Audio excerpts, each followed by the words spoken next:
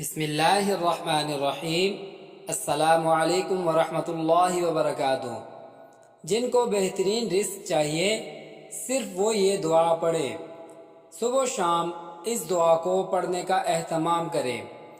حضرت ابو ہریرہ رضی اللہ تعالی عنہ سے مروی ہے کہ ان حضرت صلی اللہ علیہ وآلہ وسلم نے فرمایا، جو شخص صبح میں یہ دعا پڑھ لے تو اس دن بہترین رزق سے نوازا جائے گا اور برائیوں سے محفوظ رہے گا، اور جو شام کو پڑھ لے تو اس رات بہترین رزق سے نوازا جائے گا اور برائیوں سے محفوظ رہے گا۔ ما شاء اللہ لا حول ولا قوة الا باللہ اشہد ان اللہ علی کل شیء قدیر۔